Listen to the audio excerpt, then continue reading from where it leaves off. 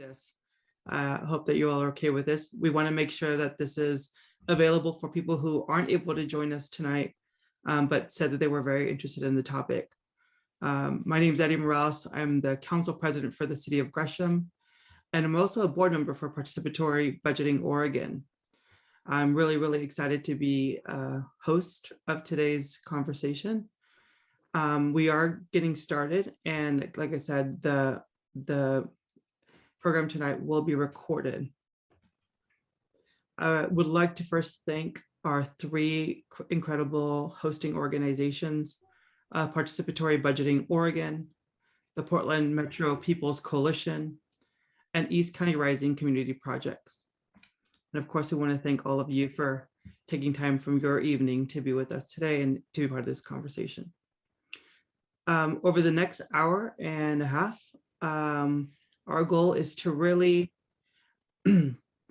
make sure everyone understands the process and the details of participatory budgeting and charter reform that's happening in Boston. And we have two experts in the area. We want to inspire public officials and participatory budgeting and charter reform advocates to pursue participatory budgeting and charter reforms here in Oregon as well. And we want to make sure we build some new relationships and have fun. Now, we have an agenda to help us fulfill those three goals.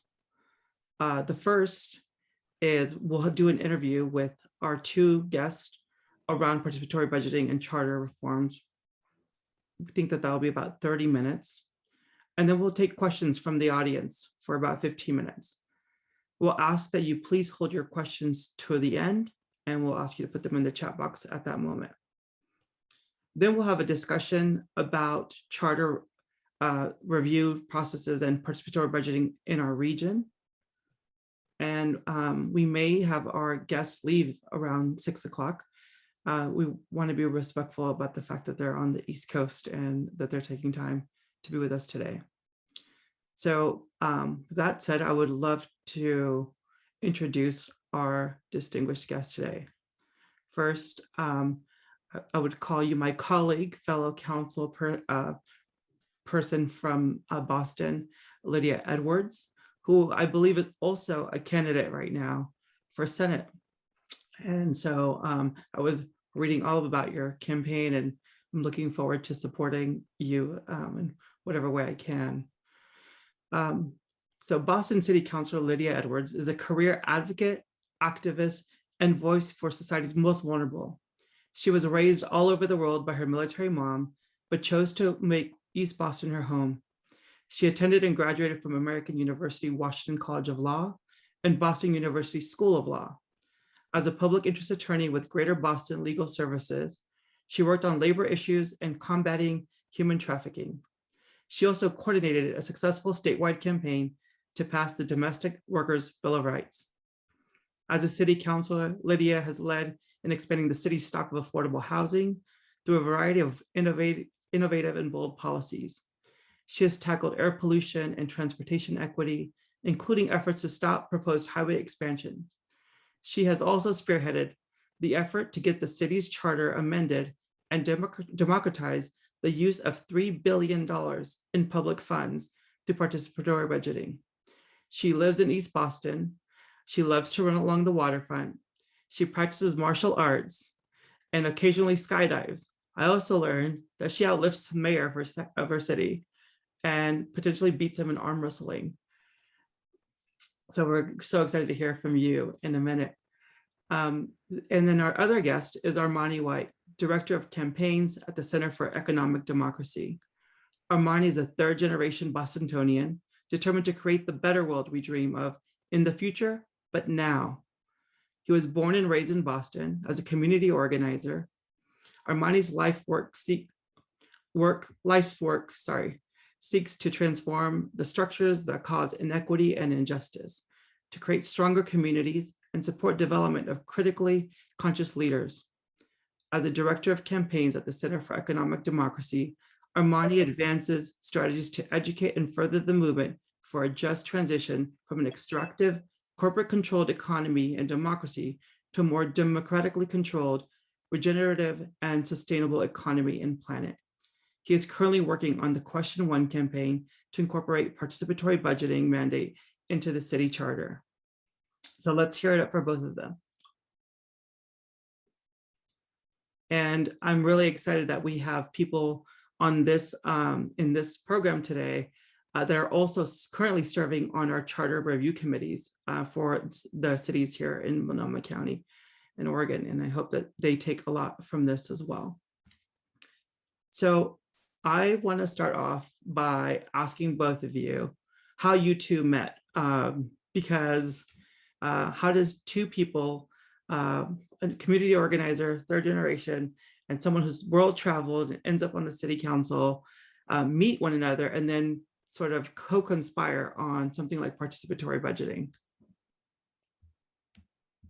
Well, part of my bio that is where our worlds probably coincided and crossed over is I come from community organizing. So I was part of I opened up a legal clinic in a worker center where I learned Portuguese and learned Spanish, and also learned about organizing and legal services and how they conflict and how they also can feed into each other. And so that was when I was representing a lot of workers. But part of the systemic response to the consistent economic exploitation of nannies and house cleaners was trying to create co-ops. So I went back to school. That's when I went to BU and got my LLM in tax and did cooperative tax law, specifically figuring out how undocumented workers can own their own businesses. And that led me to the economic democracy movement, which Armani's part of. And that led me to many circles where we were talking with the late, great Chuck Turner, who was a city councilor, and may he rest in peace, in Boston. And a lot of the conversations about not just economic and extractive economies, but how the city of Boston's charter also was extractive and concentration of power away from people of color by being a strong mayor system, we call it. And he and many other of our elders like Mel King and Armani's not an elder, but Armani is part of that movement, is what I'm trying to say. And that's how our worlds began to collide and get to know each other. So I think me and Armani knew of each other, kind of been in the same rooms with each other. And then when this formal movement kicked off, Armani became the formal organizer.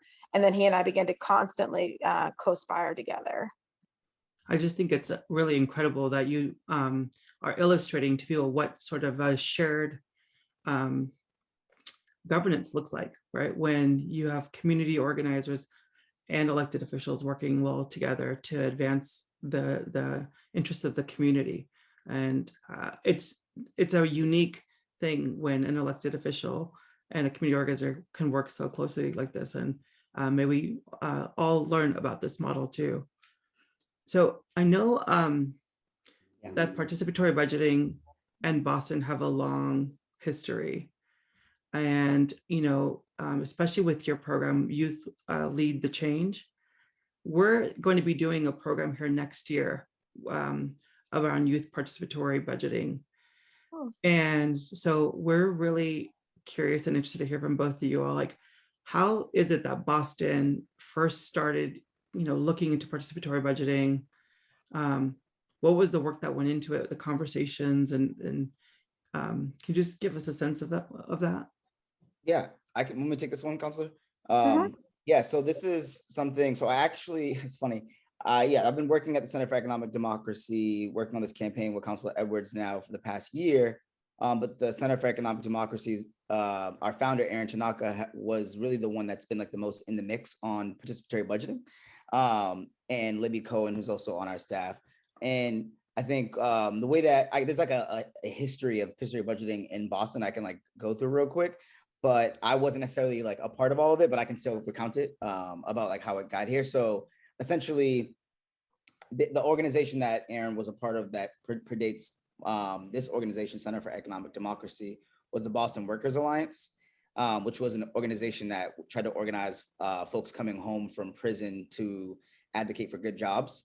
And they advocated for participatory budgeting with the mayor back in 2010. They had like a district dollars campaign, which was led by the director of organizing, Hakeem Cunningham. So in Boston, there's like a movement for youth jobs that happens. There's like yearly annual protests.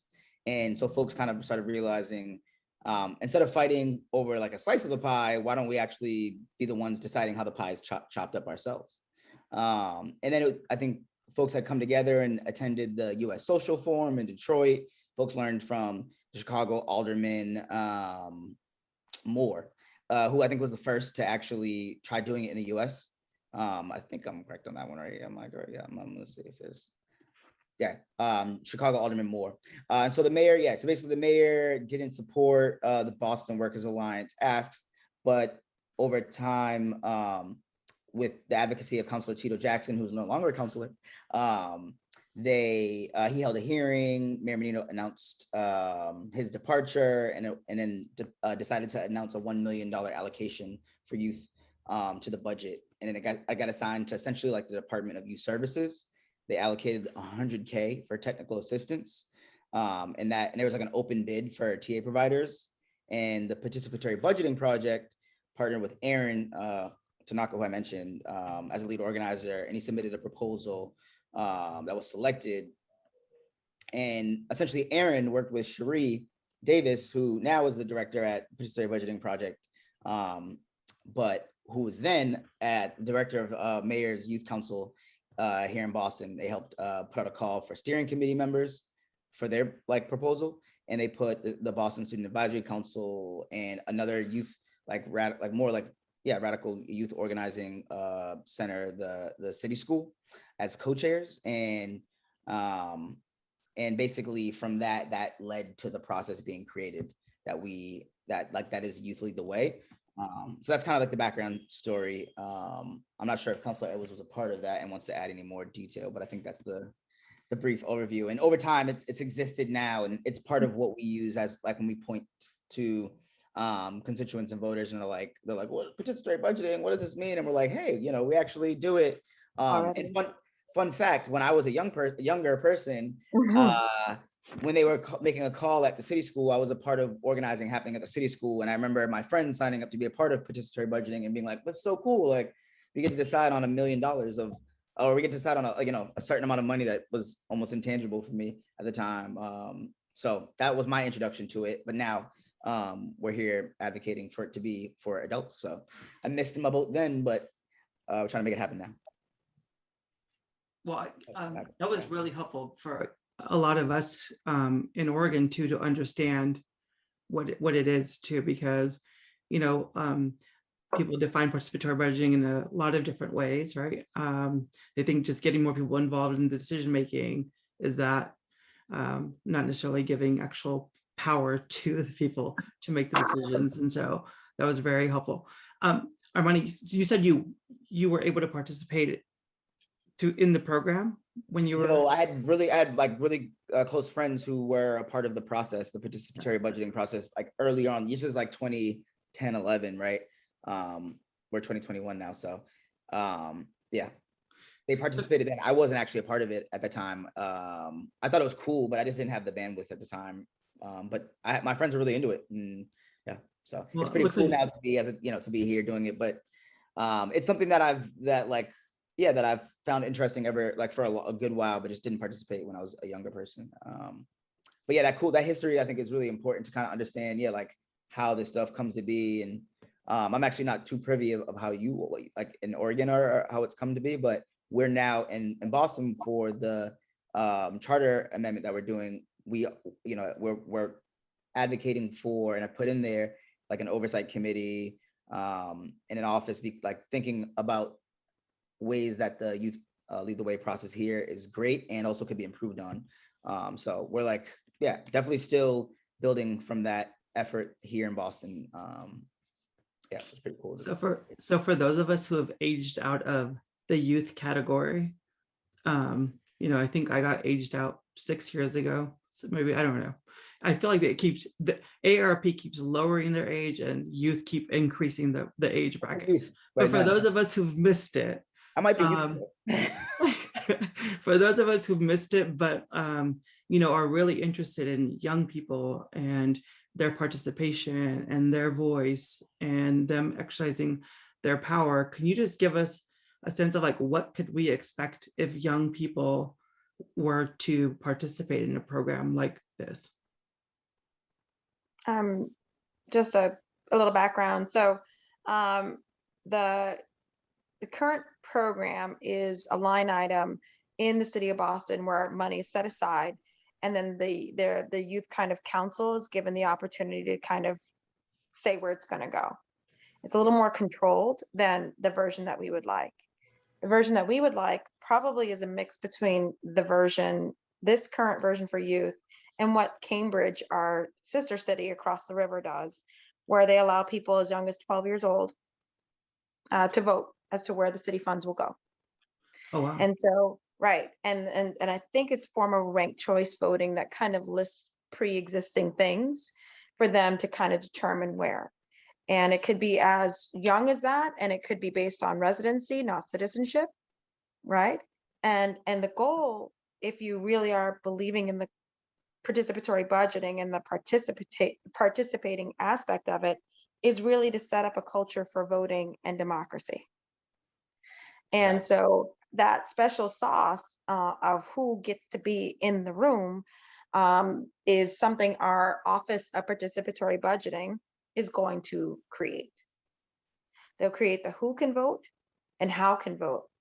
And the point of that office was to be the bridge that advocates who are fighting every day, knocking on doors every day, making phone calls every day, they didn't want to be then excluded. And like the current paradigm where the mayor basically says, here's your money, go decide where it goes within these guidelines. They didn't want that. They wanted to be at the table, and they want to be part of that office. And they're part of a task force to guide that office and to push and move it. And we wanted to make sure conversation didn't get ahead of progress.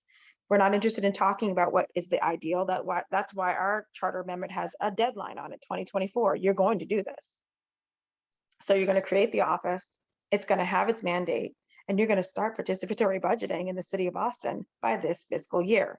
And I think that was our bridge and our compromise. And I hope you don't mind, because sometimes it's really important to explain that not so much the tensions, but the back and forth that helped create the policy. So one of them was, okay, we're just not going to open it up and define who gets to vote at this point in a charter amendment. We can't do that, right? Armani, we're like, we want this, we want this, we want this, we want this.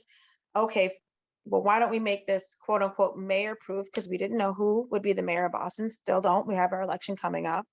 And it says, but this office, by defining it in our charter, make sure that regardless, it's mayor proof. And we define the mission of that office and the deadline for it to produce. And so by doing that, it only encourages a more intentional conversation that we know will be multilingual, multi-generational, multicultural. We won't let it be anything else. Right.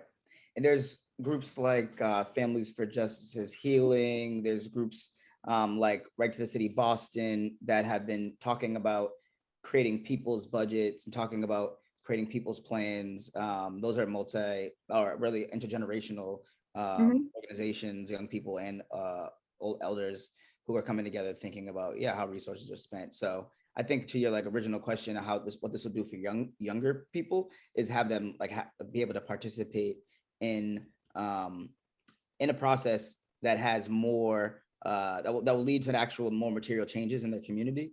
So that's really the goal. And what I'm not sure if folks know this, but what we have to do after we pass our charter amendment is to, and correct me if I'm wrong here, Councilor, we have to actually work to figure out through ordinance more details of the process. And that will be the at that point, we're going to want to engage youth activists too, to make sure that their voices are a part of that as we, as that's basically what happened when we did this original amendment. We had a number of hearings, folks got together, and that was part of our job at the Center for Economic Democracy to bring folks together. And I think we did a good job of that.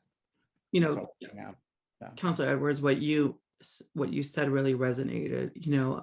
That if you think about the end goal, it's to have a more involved residency, right? Like people who feel like they understand the process. People feel like their vote matters or their voice matters. And I do hear a lot that people want the secret sauce for getting young people to participate and to vote. And it's like, well, we never give them the chance. And then when they're 18 years old, we say you have to register and then you get to vote. And so I think, what what you said is exactly right. We're giving people the opportunity to start younger, and regardless of their immigration status, right? To be able to have a voice in the communities that they live in. And so that's so great. I know we started talking about question one. And so for those of us who don't know what it is yet, I know it's on the ballot in fall of 2021. Can you give us a little overview of what is it? You sort of got into it a little bit, but. Do you want me to go through, or what do you want to do, Armani? You want to go ahead? And then my other question is like, Councilor Edwards and Armani, like, did you all shape this question? Yes. So I'd say, so what this is about basically updating the rules for the city of Boston so that residents and our representatives have more say in the budget process. It's about more transparency, democracy, and inclusion in the process. And so what led us here, the kind of like the history of how this particular type of charter amendment and the effort now was really a big push from advocates around like, how do we actually have more say over how our budget is spent in the city of Boston, in part due to the racial reckoning that happened 2 summers ago, Breonna Taylor, George Floyd, their killings, the defund movement. So that led to us thinking about, okay, like, you know, we as an organization, we're working with Councilor Edwards and planning to drop a report that we're still planning to drop that we'd love for you all to review and see, that talks about charter reform. But point of bringing it up, we're working with Councilor to think through a larger kind of like more spacious charter reform effort that would create a commission, et cetera, et cetera. And due to the racial reckoning, the COVID epidemic, the need to do something more immediate came up, and that's what led to this particular charter effort, which is a charter amendment, which is one of the avenues, if you will, in our charter to change the charter. And so, yeah, we did this together, and the thought was like, let's do participatory budgeting, and let's do changing the way that the budget process happens to give city councilors more say as a way to increase as a step one of increasing resident and representative say in the budget. I mean, maybe that'll increase over time. Maybe there's a day where residents have direct say in the budget through participatory budgeting at large. But right now we're starting small, right? But Center for Economic Democracy, we're thinking big and like long term about this too. So that's kind of small. It's the most seismic shift, right, in 110 years in Boston's history. And exactly. And yeah, it's pretty big. You know, I don't consider that small either. Not small at all. Yeah. I would just add to what Armani said, a couple points. What led us here not only was the racial reckoning, but we are in a strong mayor system, and that is different. And that is where the city council really had a yes or no vote on $3.7 billion. And other legislative bodies get to go back and forth and check their executive. The Boston City Council cannot do that. And so that, but in many cases, as Armani mentioned, people were pushing us to do either defund, reallocate, do these certain things, which I didn't have and don't have that power as a city councilor to say X dollars go over there and to move them, right? This charter amendment would help me to do that, or to push and respond or override a mayor's veto. Okay. And the other major thing, which is maybe a little wonky in Boston specific, is the major reforms of our charter have oftentimes gone to the state house. We are controlled by the state house, so that folks in smaller, whiter, richer suburbs actually have more control over our city charter than the people of Boston. And in my thought, I would be damned. I said, I'll be damned if a small town and far, far away from Boston who doesn't live the practical realities of what we do, the rent issues, the police issues, the public school issues, they don't live that reality, get to have more say over our budgeting. So we needed a way in which Bostonians, we also thought it was going to be more democratic if Bostonians made the decision. We are advocating for yes on one. And we believe that's part of the democratic process. And we have to convince our fellow Bostonians that this is the best thing for them to engage more, to work more, and to have more agency over their dollars. There is a small but not very powerful but small movement growing to stop that. And so we didn't think it made sense to push for more democracy and inclusion and then do it the traditional way by kicking it over to the state house or begging the mayor for it. we figured out a way legally to move around the mayor without the mayor's permission and bringing it directly to the people of Boston. And that was what was our key victory, I think, along with many other things, was being able to say, we're not asking permission of you, we're asking permission of the people. I'm really glad you clarified that for me, because I was like, how is this giving you councilors more power over the budget? Here, the council, at least at the city of Gresham, council and mayor, weak mayor system, we all get to look at the budget, suggest, approve. And so that makes a lot of sense, that it would, and there's 15, I believe, right, councilors? 13. There's 7 here, so that's a handful. But yes, your ability to reach and be responsive, right, to Bostonians makes a whole lot of sense. So fast forward, this passes, like what's going to happen? Assuming we don't get sued, which we're preparing for as well. Two things happen right away. The following year, this is just me walking through it, Armani, but of course. The following year, the Boston City Council would immediately begin to engage with the mayor of Boston and be able to override her veto, or be able to immediately add certain edits, and the mayor can accept those edits or amendments, I'm sorry, to the budget. The mayor still will always introduce the budget, and that's for fiscal soundness, because the mayor has an ANF office that does all the fiscal management, and $3.7 billion is nothing to not be aware of. You do need to have full-time staff, and the city council doesn't have that. So the mayor introduces the budget, we go back and forth. We go back and forth for the first time on the floor with each other, amending the budget and trying to create coalition. Advocates are pushing us to do certain things. It becomes on camera, totally transparent, and you're seeing what we're doing for our districts and for the city council, our city at large. And then, of course, there's the back and forth, and of course, the mayor and the city council, it encourages coalition building and a budget that is created by the people and the mayor and the city council. Also, we file legislation very likely within January, February of next year to create the Office of Participatory Budgeting.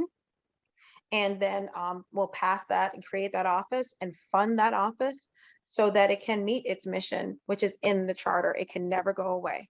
Right. That's why it's in the charter. It can never go away. You can't defund the Office of Participatory Budgeting. And that's what's really important. And then that office will meet its mission and obligation by 2024 to have on the ballot, right, our participatory budgeting process. Yep.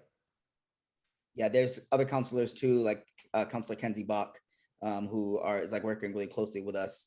Yes. I think the future we'll see what the future holds for Councilor Edwards, but we're gonna have strong advocates on the council, and we'll be working. I think Councilor Edwards has been, as we described, like a part of this movement for a while, so I'm sure we'll be in close cahoots regardless in the future. But advocates are already preparing and thinking through, like, what are the pros and cons of what we learned from the Youth Lead the Change process? What are the, what are we learning from other cities like New York City? What do we see in Cambridge? So we're in the midst of running a campaign to educate folks about Yes on One, but also when we, at night, we're preparing for the next phase of this, thinking about that participatory budgeting process. So let me just understand, of that $3.7 billion, how, what do you have some carved out for a participatory budgeting process, or is the whole thing? Well, that's what we are. That's what the office will decide. Okay. We want to be fiscally responsible, and the office will decide what the amount is based off of the from the general funds, what gets allocated to that particular office and the process. And we didn't want to treat it as a separate fund because we don't have state authority to do that. So if it comes from our general funds, that's where the kind of overlap with the Youth Build the Change is, comes from money already. But the office then will decide, okay, we're going to decide a process that allows for X percentage of our, our capital fund. That's going to be the special formula, the special sauce. We just didn't want to get ahead of people. We just knew some of the best, brightest minds and the most creative minds were going to come when given the time and the conversation in more than one language around the entire city. that really helped to create a process that I think honestly isn't going to be engraved in stone. It's going to be something that lives and breathes and grows with us, as it should, because what it means to participate is change, right? We do this stuff digitally. What it means to budget is going to change. And what it means to, who's really a Bostonian is also changing. I'm not born and raised here, but I feel just as much as akin and part of this city as Armani is what, fourth generation, third generation. Something like that. So, Yeah, Yeah. it's very, and it's funny, we had actually tried in our first go at this to put a specific number in there, and that actually did brush up against some of the kind of like things that Lydia Edwards talked about, where our state gets to weigh in on anything that Boston does. So because we're talking about specific percentages, yes, that's a specific to Massachusetts thing from what I understand at least. So yeah, that's what we had talked about at first. So right now it's not specific, but we that's going to be decided, and we're going to advocate that be something that also increases over time.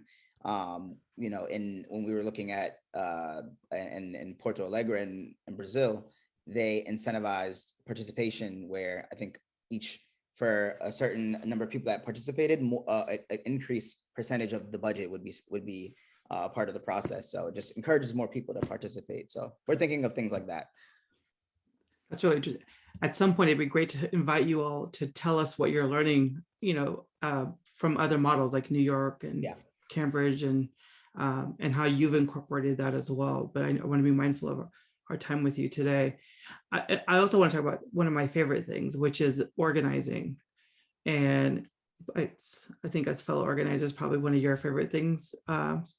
Sometimes it's what I enjoy more so than policy making is going out, talking to the community, building the coalitions, and creating the campaigns that allow things as complex as this to become reality.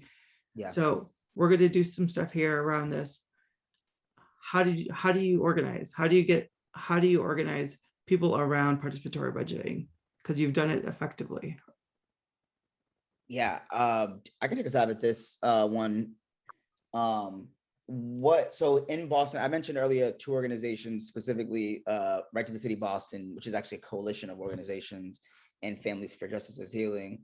In Boston, there's like a rich kind of like community of advocacy, and thinking about how we as a city come together to make sure that different issues are solved, whether it be over incarceration or like racially unjust policing, like lack of access to good jobs, folks focusing on a lot of different things. There are people who are in the process of forming like people's assemblies to actually think through what are the priorities for our community across the city. So not just necessarily in X or Y community, but thinking about across the city, albeit not necessarily touching everywhere, like centering working class communities of color, but still working on basically like a people-centered, people-organized planning process for priorities, including like how we are, how we're advocating for different policies and that people need to advocate for. So I think in terms of organizing, it helped to have that there already, so that when this, when we're advocating for budget, for having participatory budgeting, that we have folks, community organizations already in the community thinking about participatory budgeting, thinking about like the city's budget, state budgets, federal budgets, and ways that we can that we can increase resources for the community. So with that, kind of convening folks, the Center for Economic Democracy as an organization, we do we're a social policy center, so we power social movements, and so through that we're redirecting capital, we're doing research, education, and leading campaigns, and so we're able through that to have a connection with like a wide variety of community organizations that and can convene them to talk about important initiatives like this, and also take their lead. It's that's like the kind of the balance that I play as a coordinator of a coalition at a social movement center, but if there were organizers here, like the folks from City Boston or Families for Justice is Healing, they would say that, yeah, like this comes directly from communities feeling left out of the budget process, communities feeling like they need more community-centric ways of deciding how things are done. So that's, I think, my way of answering that question. It's like you need organization, folks organizing and advocating for to actually have there be fuel to run a participatory budgeting machine and a campaign to advocate for it. I think one of the things that the organization is doing very well, and we need to acknowledge when you're trying to build busy people trying to pay rent, people trying to emerge from a pandemic, people who don't speak English all the time, people who have different education levels into the room to say, hey, don't you want to talk about $3.7 billion? While for many of us, that's like a heck, yeah, I want to be part of that. For some, it feels incredibly intimidating and a reminder of what they haven't been asked for many generations or a lot of their existence. They haven't been asked to be at tables. So to assume that they just automatically feel autonomy and feel secure in their ability to do something, for some people, it's not right away there. So what I like about CED campaign style, and I've been to their office many times, is it's educational based. It's popular educational based. This is for other campaigns using comics, using different languages, using people within the community to educate, peer-to-peer education, which is also very key. This is complicated, wonky crap. For a lot of people, it's not easy. And you got, 4 seconds on a door sometimes to grab somebody's attention who's barely able to pay rent, why this matters to them. And so sometimes it is an educational, connected coalition building campaign. That's extremely hard. And I say that from coming from organizing, right? It's one thing to just say, let's defeat one enemy this way and be done with it, right? Or that's the candidate over there who we don't like. This is much harder. I know people think it's easy, it's much harder. And then there's the other aspect of getting political will, right? So you're educating folks in the street, in the regular folks to get a part of this. And then once we have this power and this conversation, how do you get political will to support it, right? So there's and I've been on both sides of political will. I've been on the receiving end of massive emails and movements, and then I've been on the part of sending them, and it's an interesting dynamic, I will say that. But that's also something that I think me and Armani, or I would say not me and Armani, I would say me representing like some of the politicians, Armani representing a lot of the movement, have been able to be very direct with each other. That won't work with my colleague. That message works with my colleague. This is who I'm having trouble with. These are the questions that they're having. And for the advocates to say, well, we don't like this, or we find that this seems to be watering it down, and being able to have that direct communication, I think we really set a good model for that, because that bridge is it's also very rare, to be totally transparent, right? When we're like, ain't gonna work with them, or this might work with them, or we got 7 votes, or we got 6. And to be able to like talk with each other in that way. So yeah, that's totally the other side of it is the relationship that we've built, and when you like the background to this, that is also like in Boston, Lydia Edwards, right, is the first Black person elected to her council district, and that's due to her clear like genius and skill and all this stuff, all the words, but also because of community advocates who fought hard to make sure that communities of color turned out for Edwards to become the representative. So we have a relationship because of that, that I think, not myself necessarily, Armani, but like the movement writ large, and somewhat myself, like because we work together in spaces with Mel King, with Chuck. So I was going to say earlier, the first time we actually met was actually at a Mel King, who's a former state rep, city councilor, amazing leader, who's still here with us. He used to hold Sunday dinners where he brought community organizers together to talk about the issues and stuff. And every single Sunday, like every Sunday, winter, summer, spring, fall, and I met Lydia there, but.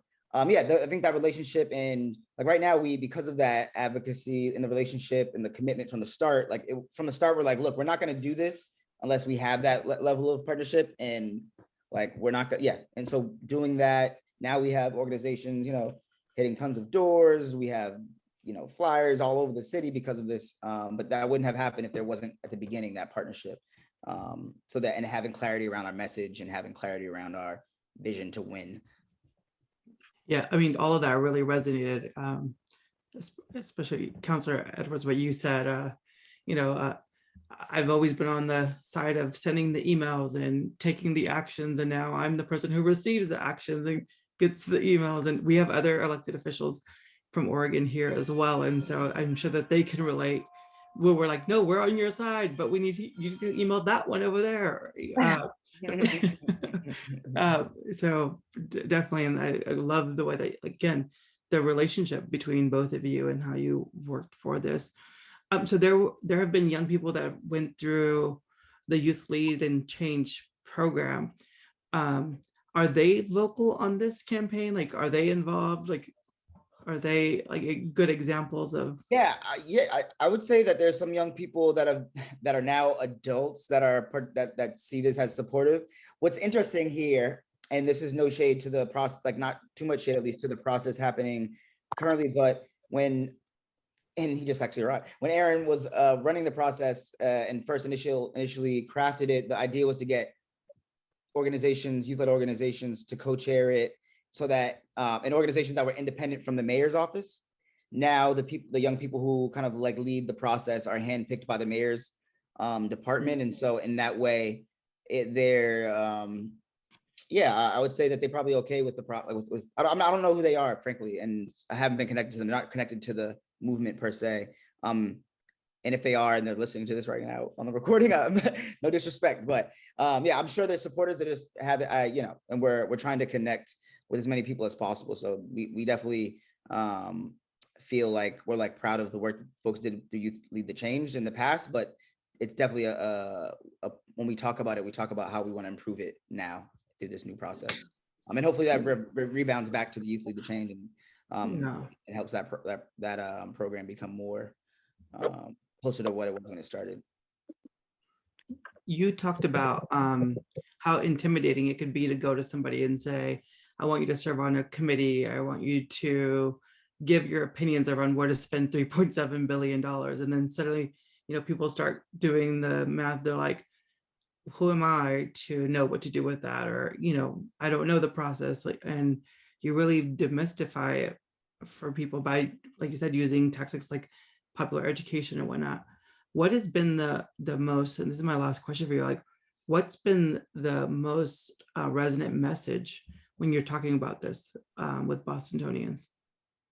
I'd say the most resonating message that I've heard so far is that it's twofold, but it's checks and balances and transparency. Right now, there's no checks and balances and there's no transparency. Those two things, people hear that and they're like, oh, no brainer. It's a no brainer. So I think those are that's the two major things that people, when they hear this, they say, they're like, okay. And I think the message in the video also was, don't you want, like, this is your money.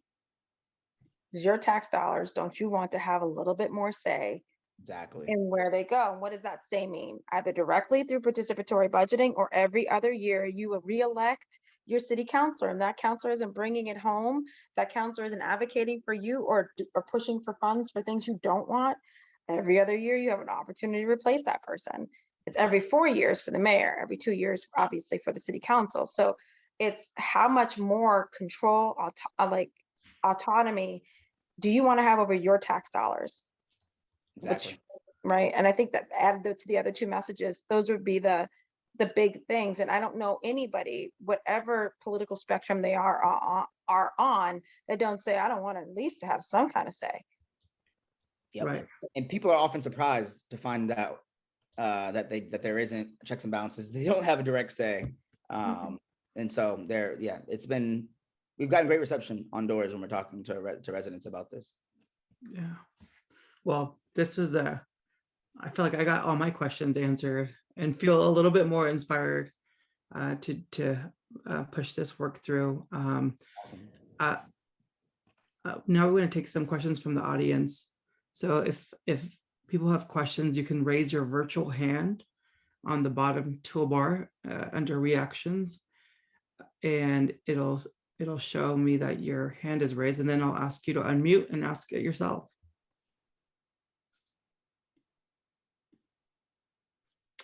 I see, and if I mispronounce your name, feel free to correct me. I see Chris Hubbard. Hello, thank you. You mentioned something about possibly getting sued, and I wonder if you could just say what the argument will be. I presume it's something about it being unconstitutional or something like that. Yeah, so the great process that we absolutely followed to a T. So that's one of the big arguments. You didn't follow the process. The process is outlined in the law. The fact that they didn't read it as well as we did to know that this was an available option is not our fault. We read it. I produced several legal briefs arguing against the mayor's legal department, and they agreed with our legal briefs that this was not only properly before the Attorney General, but properly before the people of Boston. But in the last section, you can only sue to undo this after it has passed. That's in the law, and you can file a lawsuit to say that we disagree with this. The arguments that they will undoubtedly make up is that the process was flawed, that it's not an amendment that allows for people to immediately do this. This is a full-on charter revision, which requires a whole charter committee and 9 people to be elected to that, and that you took a shortcut, and other arguments that they've been making. But honestly, I mean, we're ready for it regardless. And so it'd be fun to beat them again. The folks who are overwhelmingly against this are those who benefit from the strong mayor system, where they only have to really influence one person through political donations and power. So developers and large corporations, they're under the organization called the Research Municipal Bureau, a fiscally conservative organization that basically has been against every mass movement and expansion of democracy in Boston for over 100 years. Great, thank you. Joseph Andaya. Free to unmute.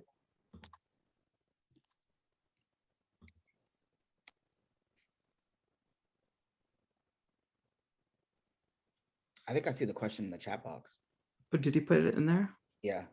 It's, is the focus on involving youth specifically to participate, or any Bostonians?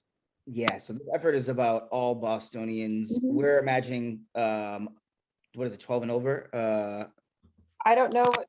We decided that we would let the Office of Participatory Budgeting and Advocates design that. So we have an example of 12 and over in Cambridge. We have other examples of 18 and up. We have all, different cities allow for non-citizen voting or citizen voting. Exactly. But we were honest enough to ourselves to say we shouldn't design it for everybody.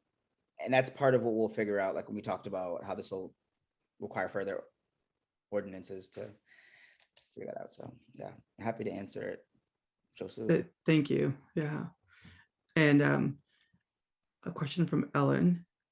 Are you speaking of non-citizen immigrants? And so how do you explain participatory budgeting to them so that they understand it? I think a lot of non-citizen Bostonians come from countries that have been doing it for years. Porto Alegre is in Brazil, for example, and they've been doing that. And so I actually think we might actually have a lot to learn from non-citizen folks who have been in communities that have cultures of cooperative and economic democracy far exceeding Boston's first attempt. Right, and if they've been living here for a while as a non-citizen, and so I guess the question may be like, oh, if they've just moved here, do they have like a right to participate? And that is something that I believe we stand like firmly in the camp of like, yes, they do. If they're resident and they're able to prove that in the way that we will figure out, we want to be able to allow people to participate in how their tax dollars are spent. And if you're a non-citizen, you're paying tax dollars too, if you live in the city of Boston. I think, Ellen, you had a follow-up for that question. Excuse me. Yes, I did. You refer to Brazil. Is Brazil the only country No. that you had this experience with? What other countries are there or cities? That have in- participatory budgeting. There's, I think, 57 just in the United States who have a form of participatory budgeting just in the US. And the example that we've looked at the most is in Brazil. I want to say at least in with economic democracy and forms of participatory budgeting. I want to say that there's also a form of it in Mondragon, Spain, Yep. as well, and in parts of, I can't remember the Canada. province in Italy. But this is not uncommon. And we actually, and it's great, Ellen, that you brought this up, because for those of you who are interested in doing it, thank you, Jim. 10,000 municipalities have done it worldwide. But what was key, and this is for those of you who are interested in it, we got pushback on fiscal responsibility and whether it would hurt or not. And so that's why we had to do all this research and found these cities, because we actually did check the bond rating for the cities before and after to say it's neutral. At least, I mean, if you have a bad bond rating, it wasn't because of participatory budgeting. At least it was the other things, but it wasn't that. And so that was good for research for those of you who are interested in doing that. Thank you. And Armani did, yes, we did the FAQ to also answer that. It's a great question. Great. So in the chat box, there's an FAQ there. There's also some more information about question 1 there in the link. I see, Jim, your hand's up. Yes, I wanted to thank you personally, Councilor Edwards and Armani, for being here tonight and sharing all this information. This may be one of these questions that is wait and see, but I'm curious if you anticipate that this PB mandate or charter mandated PB in Boston will be implemented through sub-districts processes or citywide processes, and maybe you'd be willing to share your what you think is strategic, what might be your preference. I can tell you to get some of my colleagues on board, they were absolutely only interested in the sub-district process, which for them meant, okay, they wanted to know that, okay, there's 13 districts, maybe $13 million. This is me bad at math, okay? So $13 million is absolutely going to be allocated, or at least there's 9 district councilors and 4 at large. So let's say $9 million. And each city councilor would have $1 million on their own to be able to organize, meet with, and allocate within their district. And that mattered to one of my counselors. He said, "Is that possible?" And I said, "It absolutely is possible." How we define what is participatory budgeting is going to be something that really, we hope, brings people together. The goal, I mean, I can think of a lot of things personally, what I would do with $1 million in East Boston, Charlestown, and the North End. That's my district. However, not every city councilor comes from organizing, right? Not every city councilor is going to be as inclusive as they think they are because they just do things differently. So the office hopefully will provide that kind of guidance. I tend to want, so this is the tension, right? I'm a district city councilor. I always want my money for my district. I fight for it, right? Some of y'all know. And then I am in my turf. And my at-larges, my colleagues who are at-large are going to be pulling probably it up to be citywide. The inequities are not the same. I tend to have an upper middle class district. They're going to say that some of that money needs to come someplace else. But I believe that that's called democracy. That's beautiful. And we don't have those fights right now. I shouldn't call them fights. I should call them discussions. We don't have that right now. I actually want that. So I think everything's on the table, Jim. It's interesting for us, because a lot of the municipalities looking at charter reform, one of the things they're also looking at is districts. Neither Gresham or Portland have districts, the citywide. They're both citywide, you said? Yeah. Mm-hmm. Oh. Nice.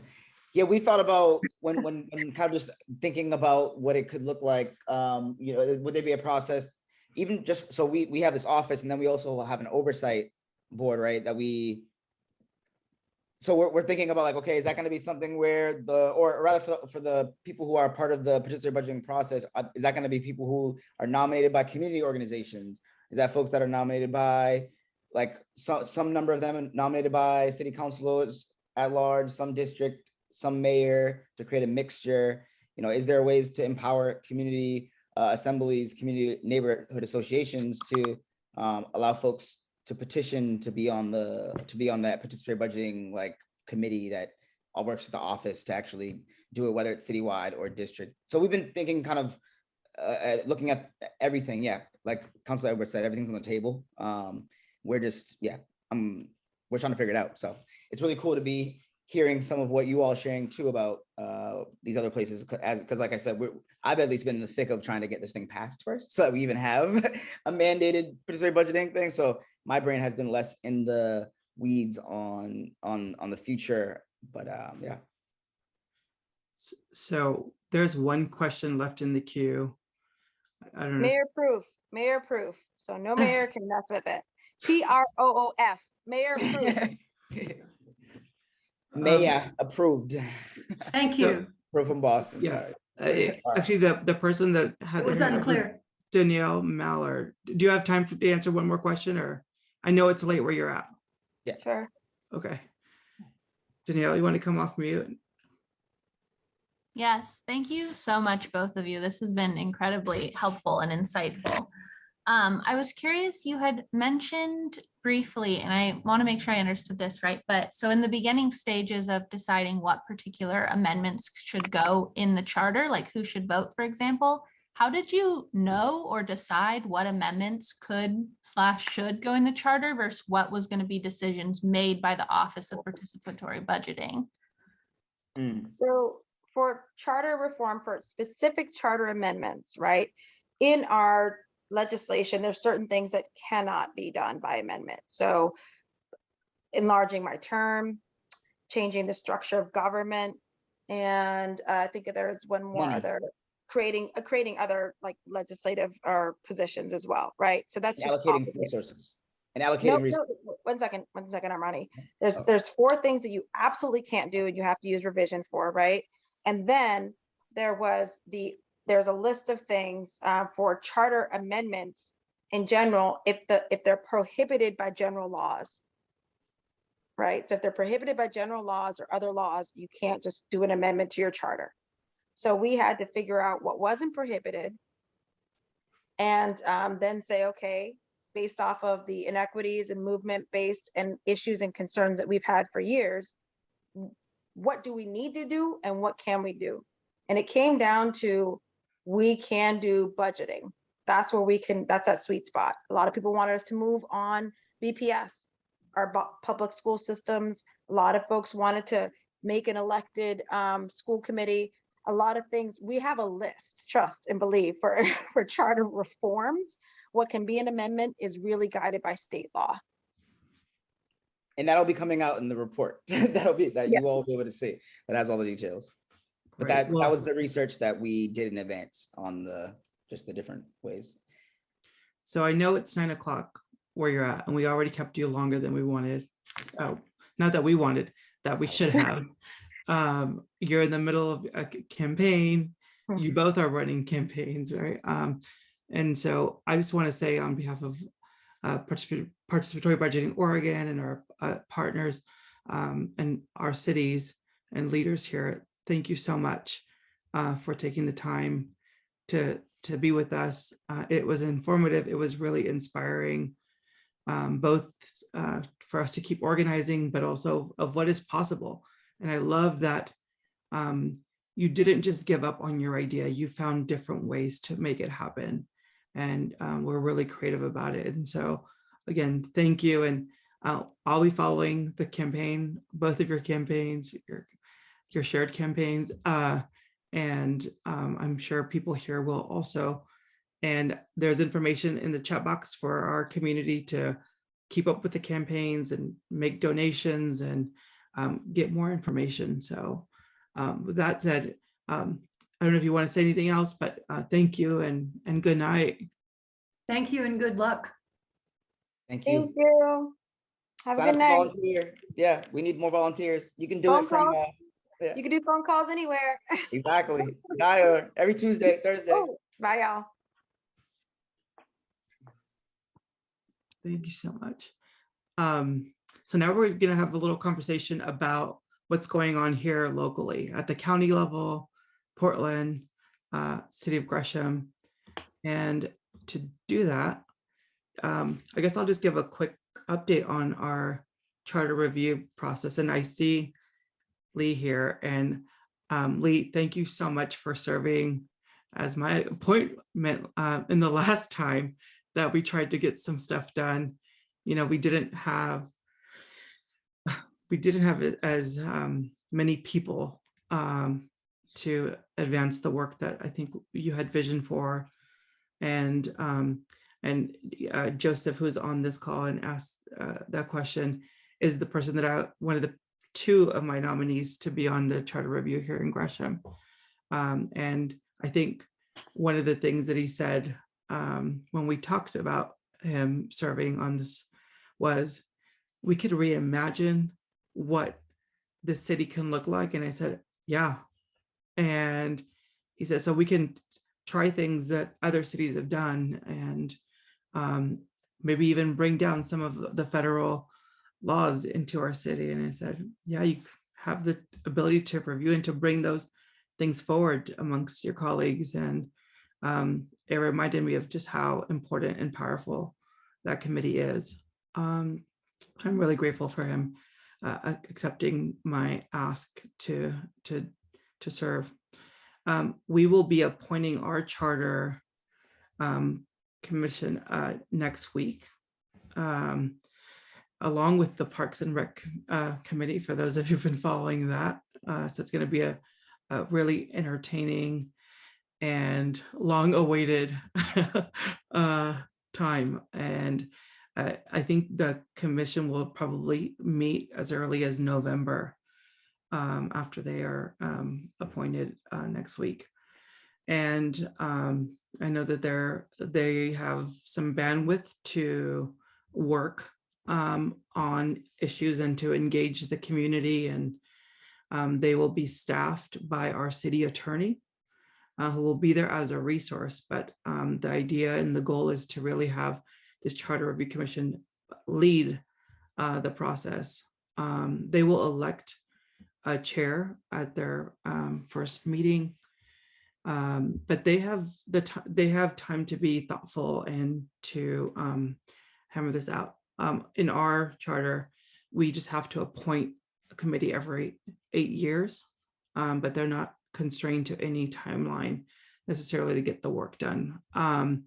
Although I know that a lot of community and some of us have urgency to see work and to move, and but we also want to make sure that there's enough community engagement, and that the charter committee gets the information that they request, and they get to be informed, and that they get resources from other cities, other states, as models as they do the really imaginary work of thinking about our city's future, at least for the next 8 years. So Jim, I don't know if you want to give an update on. Yeah, I wanted to say a couple words about Charter Review in Portland, where we are fortunate, thanks to the organizing efforts of the Portland Metro People's Coalition, to have some actual kind of organization of some advocates going on, pushing participatory budgeting and participatory democracy in general. The City Charter Commission started meeting this year, and it began really in earnest this summer with the first phase, which is looking at structure of government and elections. The next Charter Commission meeting is the 28th. And then the one after that will be on November 16th, and that will be the next opportunity for people to testify. We encourage folks to go and bring up participatory budgeting and express your interest in that. I think there's already some interest on the commission with that idea. The Portland People's Metro Coalition, Portland Metro People's Coalition Charter Reform Working Group is working on some ideas, a broad set of ideas to kind of advance participatory democracy. PB being part of that, but also inserting this idea of policy juries and democratic lotteries. And I wanted to announce that Healthy Democracy has tentatively scheduled a forum, a seminar like this, or webinar with some guests on November 18th from 5 to 6:30 p.m. That's going to be on policy, juries, democratic lotteries, and charter reform. So we'll send out the details. That's tentative. We'll send out the details to the registrants. So I think that's it. Oh, there's also Multnomah County that's doing its starting its charter reform process. So we'll include that in our notes.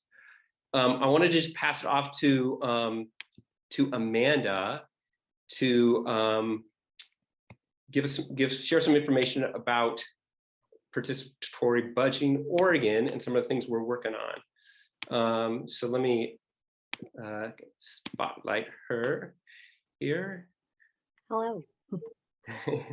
Before I jump in and we're just wrapping up, I wanted just you and Eddy just shared a lot of great information. So I just wanted to get anybody a chance if there was any follow-ups or questions in the chat. We'll also be sharing anything here, but just wanted to give that a second before I go into just talking about ourselves. Oh, looks like Ellen, we have something. You can unmute yourself. You're still on mute. Very quick question, Jim. What is your role? What is where do you fit into this? Yes. So I'm sorry, I should introduce myself. I'm president of the board of Participatory Budgeting Oregon. And Amanda, you should introduce yourself. Yes, definitely. And Jim is, if anybody has experience with nonprofits, you know that he's president of the board, staff, volunteer, and cheerleader. So definitely a little bit more than a full-time job. I'm the staff at Participatory Budgeting Oregon. I'm the director of education and programs. And really what that means is I'm the evangelist for the organization, or the one who just maybe gets too excited and talks a lot about it. Thanks everybody for joining us. This is a pretty wonky conversation to get into on a Wednesday night, so I know I'm among good company. I just wanted to touch on some of the things. Thank you so much to our co-hosts, East County Rising Community Projects and the Portland Metro People's Coalition for having these conversations with us, helping to get the word out in our networks. And Participatory Budgeting Oregon, as I mentioned, we're a small, scrappy nonprofit. We have been doing a lot of advocacy work. We founded back in 2018, and we're really excited that all that hard work is paying off. We have 2 participatory budgeting processes that are right about to be birthed, so they're gestating right now, I guess. As Eddy mentioned earlier, we have a youth-led process that's happening in East Multnomah County. Specifically, that's Oregon State Senate Districts 24 and 25. And that came through I was really inspired to hear the conversations with Boston. It's a lot of local organizations coming together and seeing the large amounts of money that are being poured into our communities through the American Relief Rescue Plan Act. And that's really lots and lots of money, billions of dollars overall, and that people haven't really had a chance to talk about, to have a community voice in. So we're really grateful to Senators Jama, Senators Gorsuch, and Representative Ruiz, who allocated part of their money. And we're also actively still lobbying City of Portland and City of Gresham and anybody else who will give us the time of day to continue to grow that pot. We're excited that we're starting with $690,000, and that's going to be a youth-led process. And we have 5 organizations who are actively kind of designing that, and we are going to have a youth-led steering committee trying to bring folks in from the very beginning to design who gets to have a say, where they, and what are the values and priorities of that. So, and also that's going to be one of the few actually youth municipal based. A lot of Boston is unique. It's one of the few youth-led municipal ones. A lot of them happen at school. So we're really excited to be part of that tradition. And just to really see, we have a chance to do that twice with the federal money. So you're going to hear me pitch it again, but sign up for our newsletter if you want to hear about that. Get involved, volunteer, always help support our processes. The second one is when we pass in the Metro Regional Parks and Nature Bond in 2019 has a pot of money to do capital projects, and using the participatory budgeting model. We are very excited that we are actually just launched our recruitment for that to join the steering committee. Those applications are open. I will include those in our follow-up email. If you know anybody who's passionate, this is across the metro region, so anybody within the urban growth boundary, really hoping to have a racially, ethnically income, class diverse representation, and really just we have a chance to design a process that has a far reach and really kind of figure out some of those questions is districts, how do we, all those, if you like to get into the details, these are the kind of conversations we're going to start and do some of the first PB in our state. As I mentioned, please sign up for our newsletter. We are definitely not people who flood your inbox. As I mentioned, we are small, so it's getting it out there quarterly is a bit of a lift. So you won't have to be hearing too much from us, but when we do share, it's really great information. And one thing I will really want to just take the time to say, we are tiny. We are people powered. We, lots of grant writing, fun stuff. So we are launching a crowdfund on November 1st.